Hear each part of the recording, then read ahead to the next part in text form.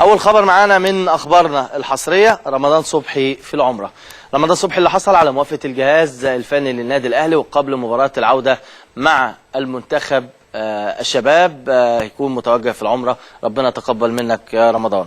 سفير مصر في زامبيا يبحث للأهلي عن مباراة زيسكو. طبعا حصل يعني اتصالات بين الكابتن سيد عبد الحفيظ وبين سفيرنا في زامبيا للحصول على المباريات اللي لعبها بطل زامبيا زيسكو اللي هيواجه النادي الاهلي في طبعا اولى مباريات دوري المجموعات. طبعا كل التوفيق للنادي الاهلي، وده طبعا دور يعني السفارات ودور سفاراتنا اللي موجوده، لان دايما بنشوف مسانده بشكل كبير جدا، وبنشوف مسانده من سفرائنا اللي موجودين في افريقيا اللي دايما بيساعدوا النادي الاهلي، وده بصراحه اكتر من دورهم وبنشكرهم عليه.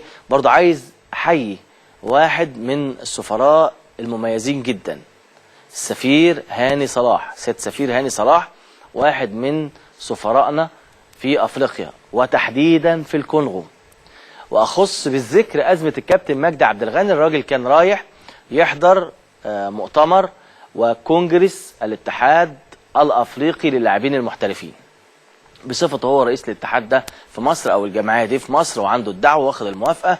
وهو داخل حصل له مشكله، قالوا لا هترجع مش هترجع، ادوا له ختم دخول. بعد ما دخل بياخد شنطه من على السير، قالوا له لا انت دخلت ازاي، انت لازم تمشي تاني. الراجل كان مستغرب الكابتن مجدي لكن ما رضيش يعمل مشكله.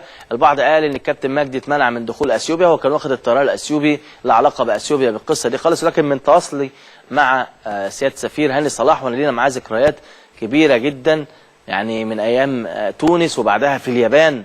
طبعا كان موجود في اليابان واحنا موجودين في كأس العالم للأندية، وراجل بصراحة ليه مجهودات كبيرة جدا. على الفور توجه وقابل رئيس الاتحاد طبعا الكونغولي، وده طبعا عضو الاتحاد عضو المكتب التنفيذي للاتحاد الدولي والاتحاد الافريقي، وحضر مطرح الكابتن مجدي عبد الغني. والراجل بلغه اعتذاره واسفه للشعب المصري وللكابتن مجدي عبد الغني. بعدها عمل اجتماع مع وزير الشباب والرياضه الكونغولي، بعدها مع مدير مكتب الهجره المسؤول عن الترحيلات، وطبعا وصل الموضوع بشكل كبير جدا. وطبعا كان في حاله من سوء الفهم، وهو ده دور سفاراتنا الكبير اللي بيخلوا بالهم من كل حاجة. وتحية خاصة للسفير المحترم هاني صلاح، واحد من السفراء المميزين في الدبلوماسية المصرية.